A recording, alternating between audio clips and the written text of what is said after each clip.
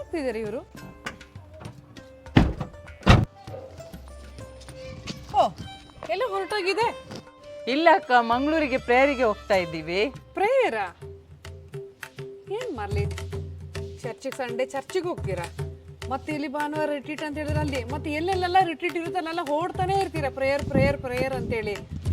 ಏನಿದು, ಮಕ್ಕಳಿಗಾದ್ರೂ ನೋಡಿ, ಸಣ್ಣ ಮಕ್ಕಳಿಗೆ ಆಟ ಆಡ್ಲಿಕ್ಕಾದ್ರೂ ಬಿಡಿ, ಹಿಂಗೆ ಮತ್ತೆ ಪ್ರೇಯರ್ ಅಂತೇಳಿ ಹೋಗ್ತಿದ್ದೀರಾ, ಅದು ಮುಲ್ಕಿಗೆ ಅಷ್ಟು ದೂರ ಆ ಬಿಸಿಲಲ್ಲಿ ಮಕ್ಕಳನ್ನೆಲ್ಲ ಕರ್ಕೊಂಡು. ಏನು ಮರ್ಲಿನ್, ಸ್ವಲ್ಪನಾದ್ರೂ ಫ್ರೀಡಮ್ ಬಿಡಿ ಆ ಮಕ್ಕಳಿಗೆ, ಆಟ ಆಡ್ಲಿ ಅವರು. ಇದರಿಂದ ಏನು ಸಿಗುತ್ತೆ ಮರ್ಲಿನ್ ನಿಮಗೆ ಅಲ್ಲಿ ಇಲ್ಲಿ ಓಡೋದ್ರಿಂದ? ಅಕ್ಕ, ನಿಮ್ಗೆ ಗೊತ್ತಿಲ್ವಾ ಇದರಿಂದ ಏನು ಸಿಗುತ್ತೆ ಅಂತ? ಇದು ಶಾಶ್ವತವಾದ ಸಂಪಾದನೆ ಅಕ್ಕ. ಸಂಪಾದನೆನಾ? ಶಾಶ್ವತವಾದದ್ದ? ನೋಡಿ ಅಕ್ಕ, ನೀವು ಬಿಸ್ನೆಸ್ ಮಾಡಿ ದುಡ್ಡು ಸಂಪಾದನೆ ಮಾಡ್ತೀರಾ, ಈ ಲೋಕದಲ್ಲಿ ಜೀವಿಸಕ್ಕೆ ಅದೇನು ಬೇಕು. ಆದರೆ ಸ್ವರ್ಗದ ಸಂಪಾದನೆ ಇದು. ಸ್ವರ್ಗಕ್ಕೆ ಹೋಗ್ಬೇಕಾದ್ರೆ ನಾವು ಸಂಪಾದನೆ ಮಾಡಲೇಬೇಕು. ಅದು ಯಾವುದನ್ನು? ನಿತ್ಯ ಜೀವ. ನಿತ್ಯ ಜೀವನ? ನಿತ್ಯ ಜೀವ ನಿತ್ಯ ಜೀವ ಅಂದ್ರೆ ಏನು ಮಲ್ಲಿ?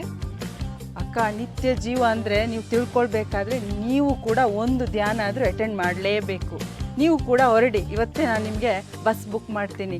ನಾಳೆಯಿಂದ, ನಾಳೆ 13 ಅಲ್ವಾ, ಮಾರ್ಚ್ 13, ನಾಳೆಯಿಂದ 16ನೇ ತಾರೀಕು ತನಕ 4 ದಿನದ ಧ್ಯಾನ ಮುಲ್ಕಿ ರಿಟ್ರೀಟ್ ಸೆಂಟರಲ್ಲಿ.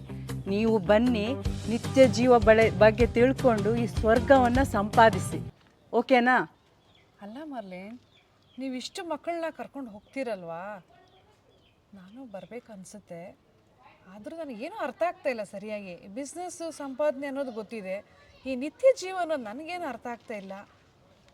ಆದರೂ ಒಂದು ಸಲ ನಾನು ಬರ್ತೀನಿ.